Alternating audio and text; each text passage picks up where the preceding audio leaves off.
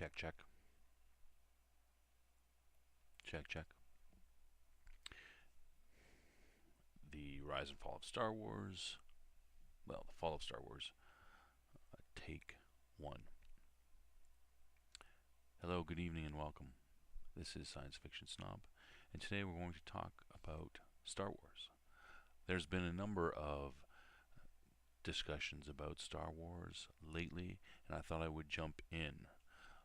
A lot of YouTubers and commenters are just discussing how Star Wars is failing, but the truth is, Star Wars has been failing for a number of years since Return of the Jedi, and I'm going to tell you why.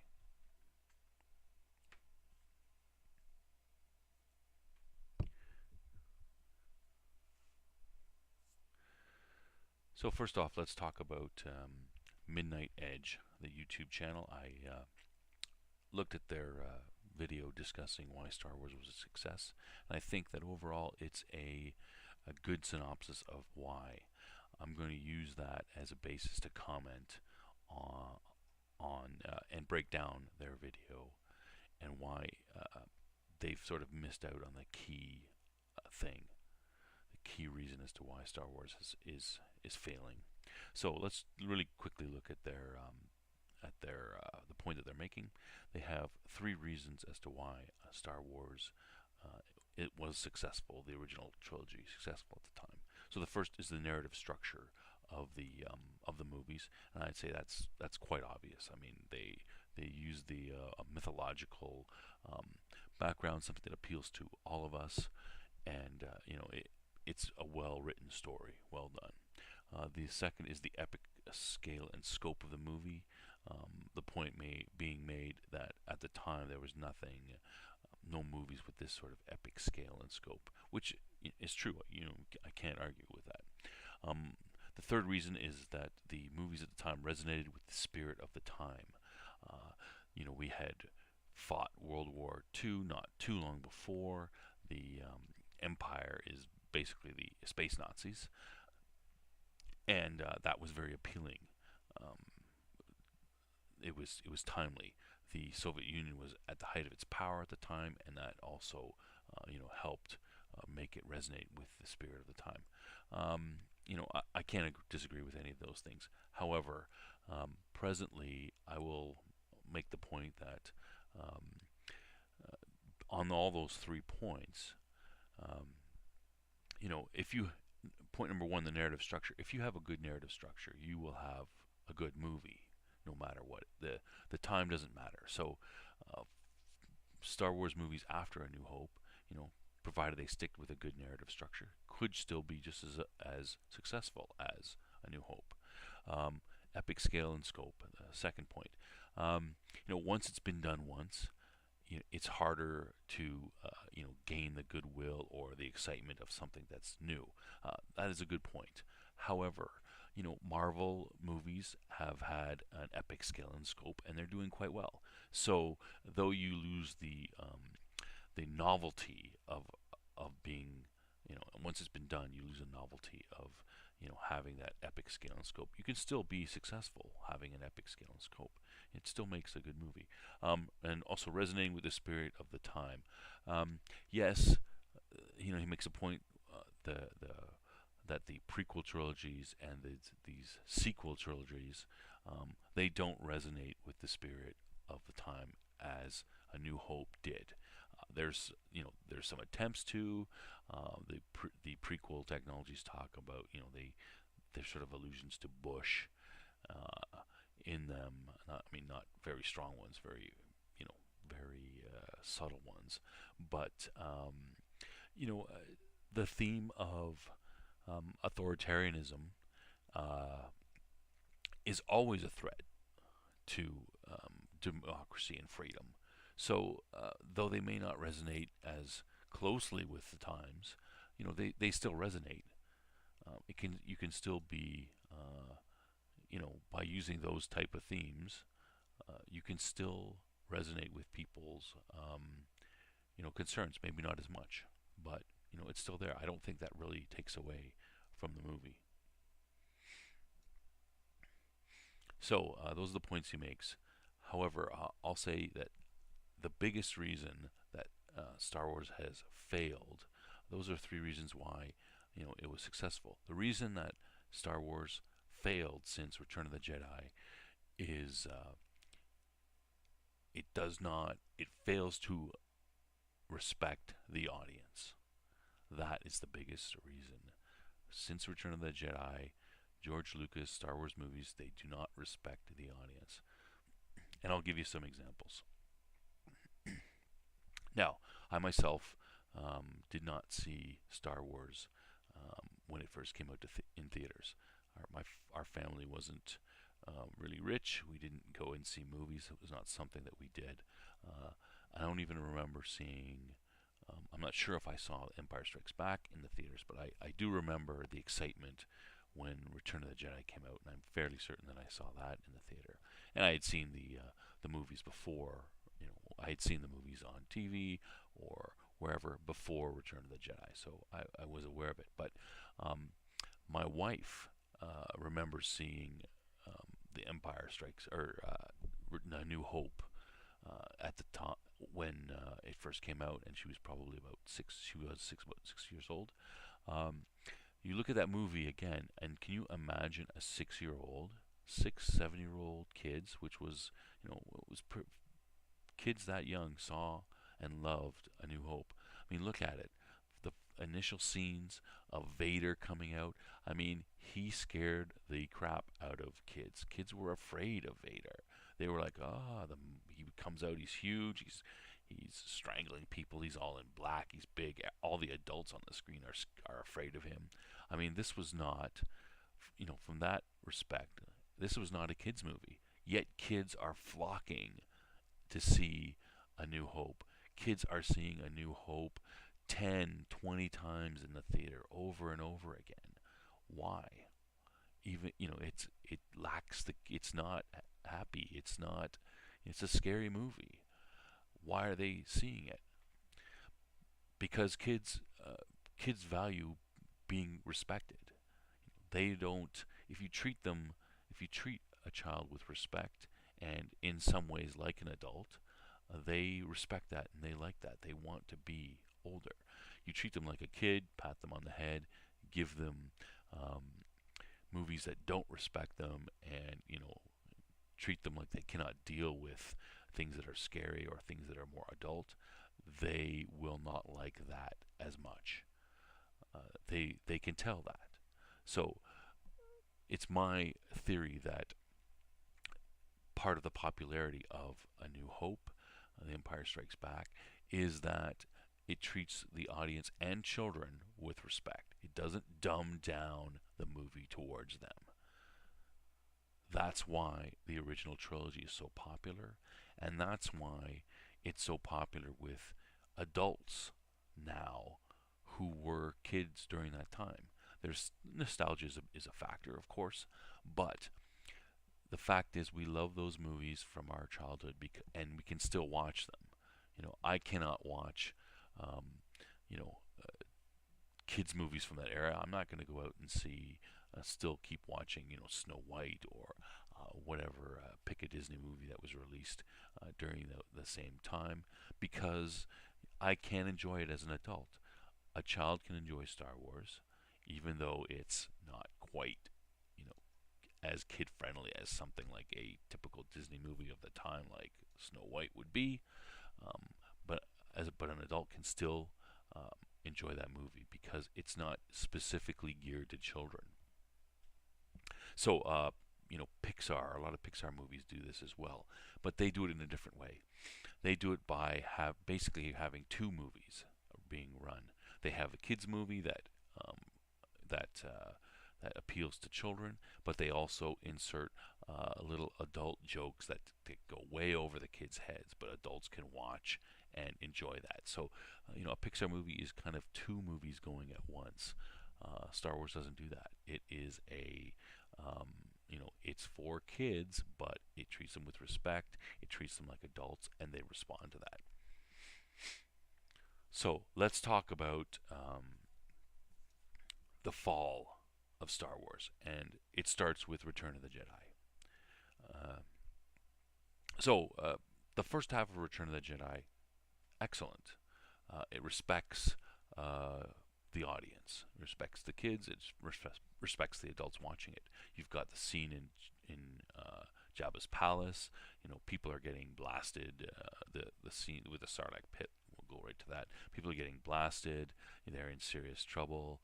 You know, Leia is captured, reversed. She's put back as slave Leia. Um, you know, Jabba the Hutt knows what's going on. He's prepared for it. He's throwing people in the Sarlacc pit. They're all getting eaten and blasted, but the heroes escape.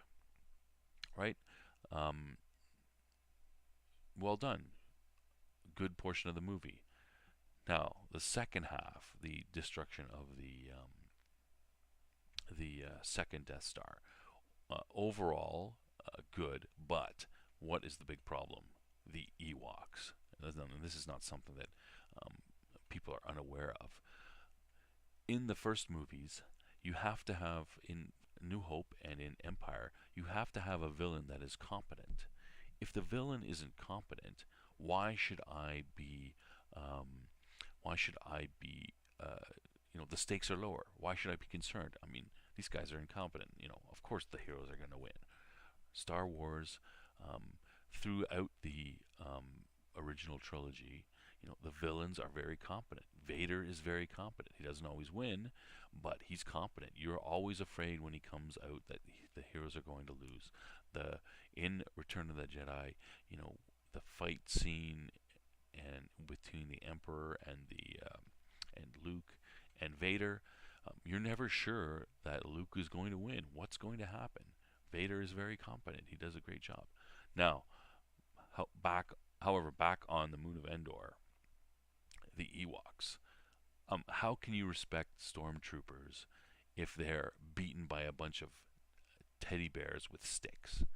And let's face it, the Ewoks they're just tiny little teddy bears, and they've got sticks with a piece of rock tied to the end. Go back and see the movie, those sequences again, and you can see why. There are some scenes where the Ewoks are very creative with trees and stuff to try to stop the technologically superior Empire forces, and that's great. But other scenes you see them, they're throwing rocks at the stormtroopers, and the stormtroopers are falling down. Come on, a little 2-foot teddy bear throwing a rock at the helmet of a stormtrooper, and they fall to the ground unconscious. Well, I mean, what is the use of this armor they wear anyway if he won't even stop a rock? Uh, the fact that the Empire so easily falls to the Ewoks lowers the stakes, makes the movie less memorable and less good. That's why normally, Ethan Van Sciver accepted. Normally, people rate the first two movies much better than Return of the Jedi. I mean, and how easy would it be to simply have changed? The whole structure of the movie is fine.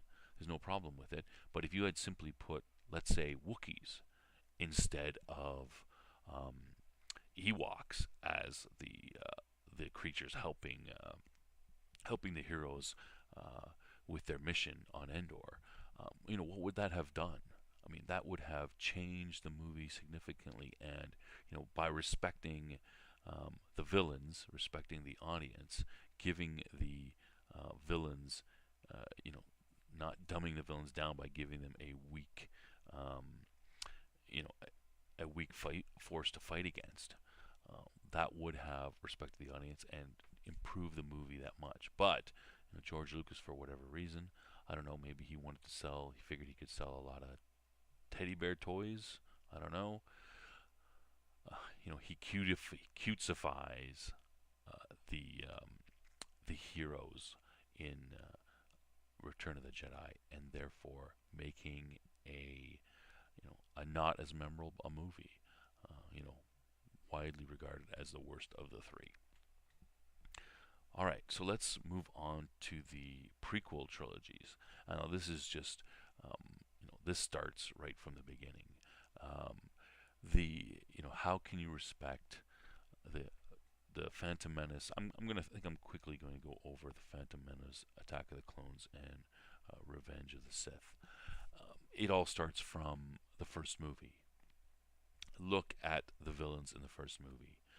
You've got um, the Trade Federation. I mean, these droids are the definition of cute. The original droids, I mean, am I supposed to be scared of those? Are any children scared of the droid army? They're not really a credible threat. They look like little cartoon characters. Um, you know, Contrast that with Vader from the original trilogy. I mean, kids are not watching this and being scared. George Lucas has forgotten that people like to be scared. Most people like to be scared. They like to have the threat has to be credible in order for them to be concerned. That in itself takes away and taints all the uh, the prequel movies. Now, there are serious problems with the writing and the structure of those three movies, but those problems just pile on to the lack of respect the audience has, and you can see it. We can look back and 20 years later and look back and see the prequel movies do not hold up as well as the original trilogy, and it's for that reason. The stakes are not high enough. So there's lots of other the prequel movies are very cutesified in other ways as well, and they have serious problems with all sorts of other things. But that is the key point. You need a bad evil villain to fight the heroes. If the villain is incredible, then it takes away from the heroes. I'm going to quickly talk about there's a there's been a bunch of videos since oh, 3-4 years ago going around about how that Jar Jar Binks was supposed to be the Darth Jar Jar theory, that Jar Jar Binks was supposed to be the original main villain, running everything through, um, controlling everything, and affecting everything. I mean, I think those theories have some merit. I think that George Lucas greatly, just from the comments from Lucas, and but you know Jar Jar Binks was so reviled that he had to change the movie. He was afraid that the rest of them would flop. He got so much criticism, and again, uh, if Jar Jar Binks being the villain, it still cutesifies and um, you know doesn't respect the heroes by giving them such a villain, being so clumsy and oafish, and so much comic relief being put into that character, and having that character everywhere. Would Darth Jar Jar theory have saved the prequels? Maybe. It might have been a great twist. Um, However, without that aspect of it, you look back at the Phantom Menace and you see this character goofing around in almost every scene, and being a klutz, and you just think, I mean, this movie does not respect the audience. It doesn't respect me. It doesn't respect anyone. Um, with this goofiness. As I said, if he had been the power behind everything, maybe that would retroactively have made the movie more respectful and more valuable. Have taken away that that comic relief aspect of it, but we'll never know. Um, if Lucas planned on having Darth Jar Jar, then he didn't commit to it. He wimped out, and that forever changed it and just made um, Jar Jar Binks as a joke character, and not, you know, going back. You look at the Phantom Menace, you say, "Oh, here's that character again on the screen, insulting me basically by its existence." So we will, we'll never know. All right, so let's moving on to the present trilogy, which we've just finished The Last Jedi a few months ago. We're yet to see the the ninth. So let's talk a bit about you know sales figures. You know, between The Force Awakens and The Last Jedi, you've seen a significant drop in the amount of money that the movies made. Um, why is that? Um, Star Wars, uh, the the pandering continues. Uh, the pandering of Lucasfilm to what they think kids want. I mean, they can just simply go back to, A New Hope and say, "Hey, look how we treated the audience with respect here. With evil villains, and we could follow that formula and we could make a good movie." But they can't do it.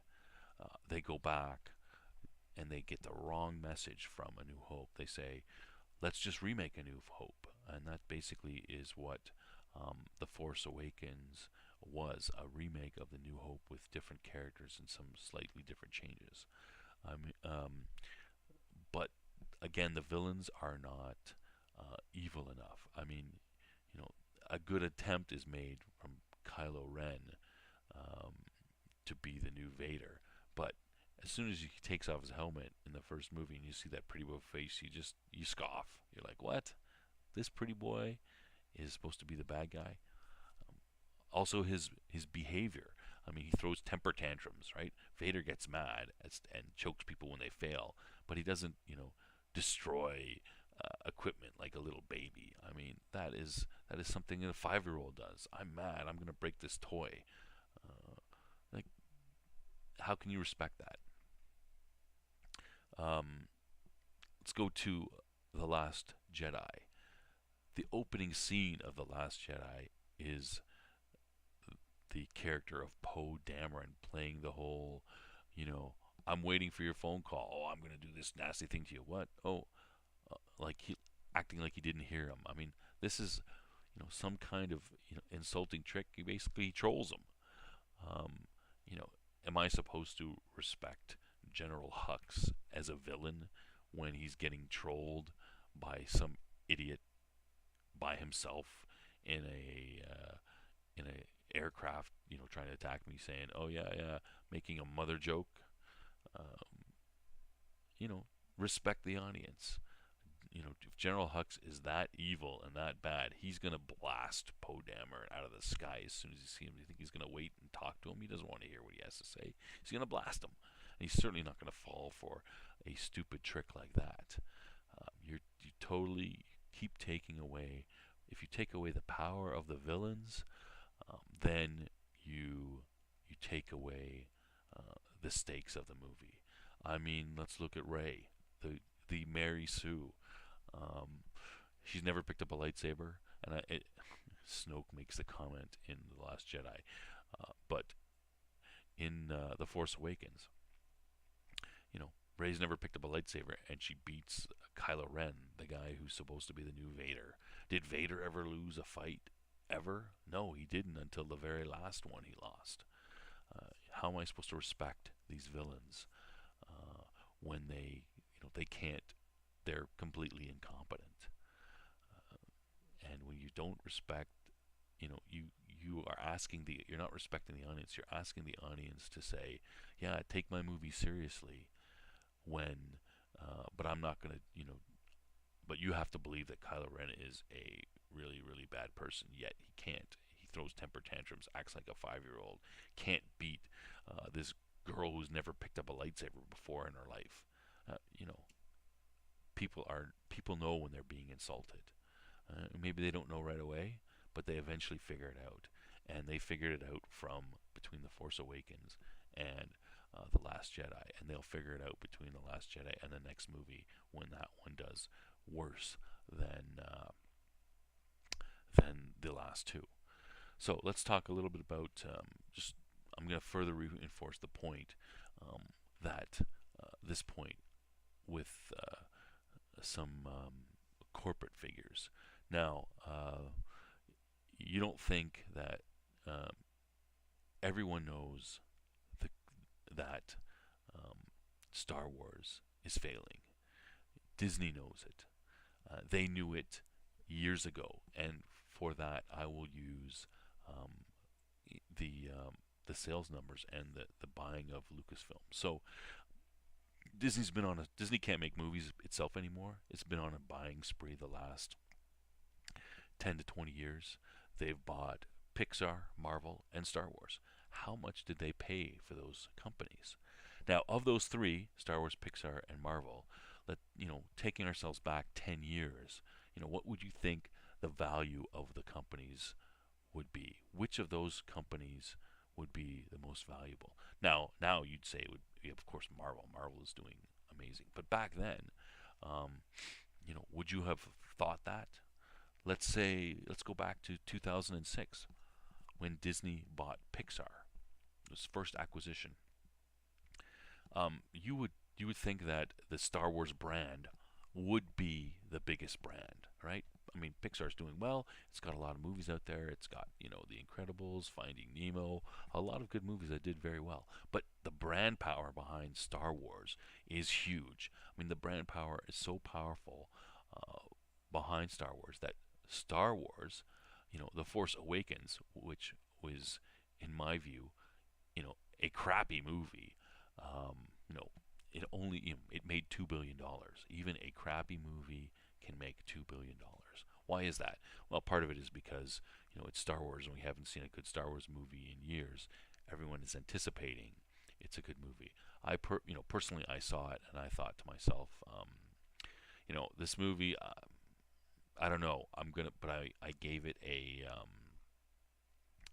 I gave it the benefit of the doubt, and I said, okay, well, they're setting some things up. The whole Rey as a Mary Sue thing, I don't really like that, but maybe they have good reasons. Maybe they're building up to it.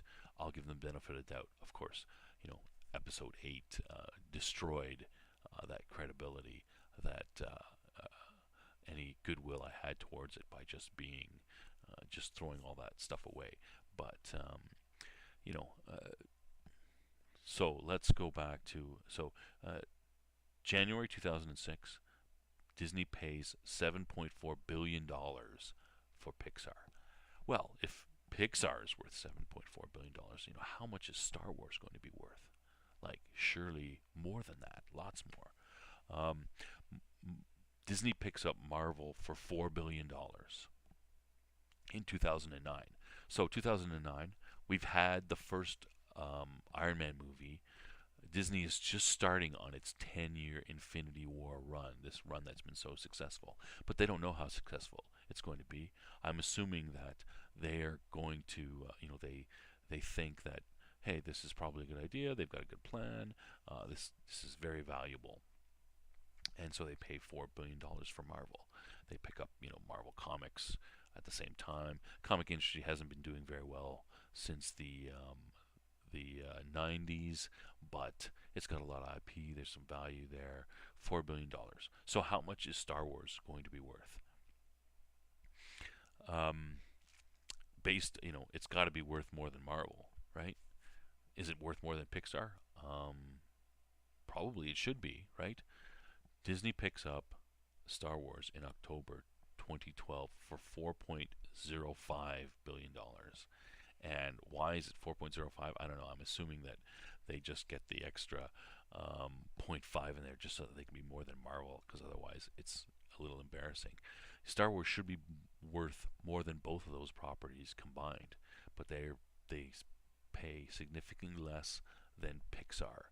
And that's partially because George Lucas has damaged the value of the brand with the three prequel movies, which were not very good. So, in my view, there was no reason why Star Wars shouldn't be worth at least as much as Pixar by this time, had the prequel movies been good. But they were not. They weren't well received. The brand has been damaged. But Disney can say to themselves, "Hey, we can make some good movies. We can overcome that." And certainly they could, if the Force Awakens and the Last Jedi had been good movies. That their goodwill for Star Wars fans is still there. People are still buying books and toys and all sorts of stuff. You make a good episode 7, 8, and 9, you will come back from that very easily. People will, forgive what came before. Unfortunately, they can't do that. So that I mean, here I'm using these numbers as proof that even corporate execs at Disney know that the brand has been damaged.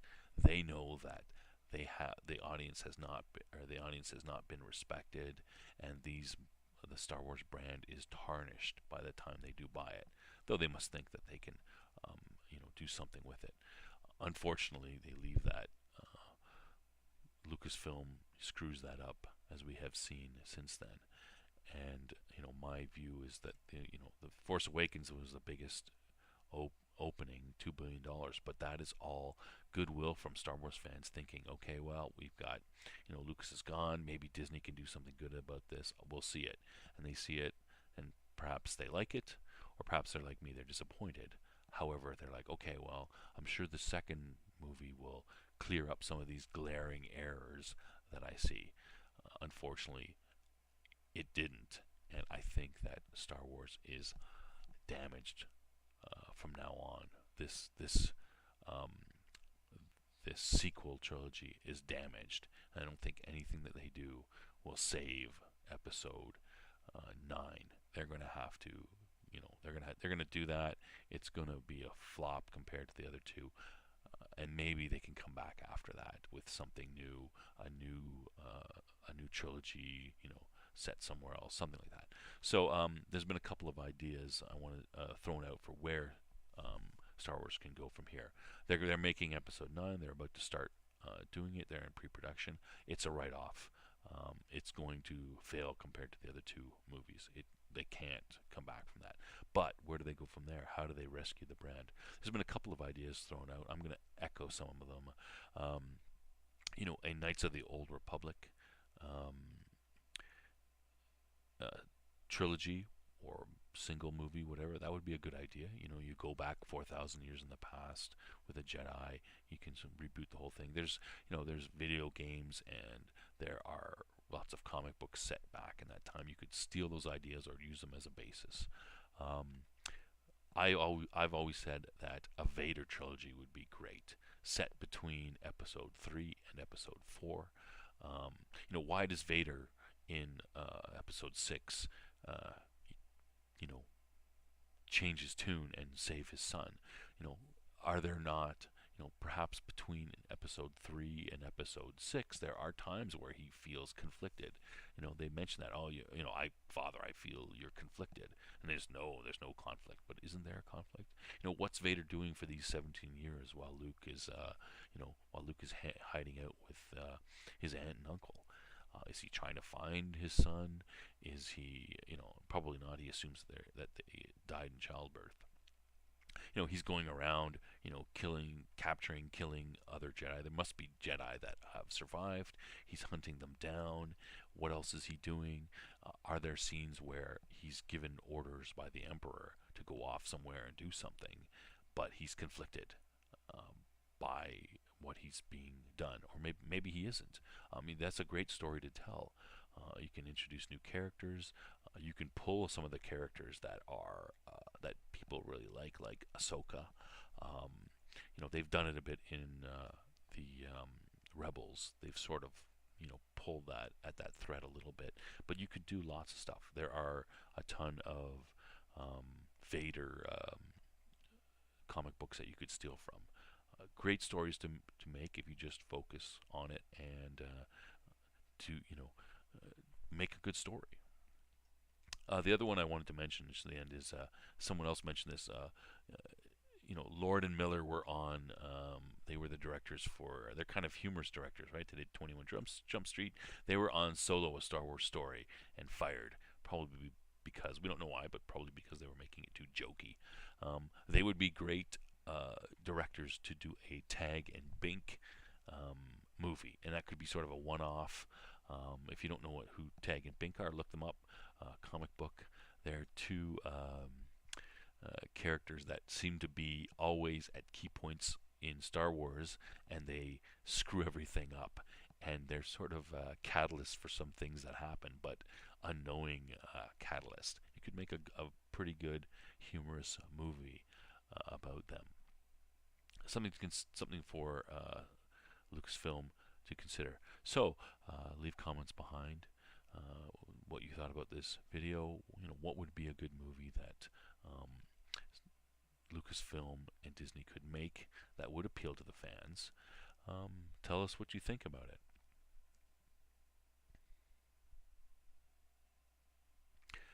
Thanks, and I'll see you next time.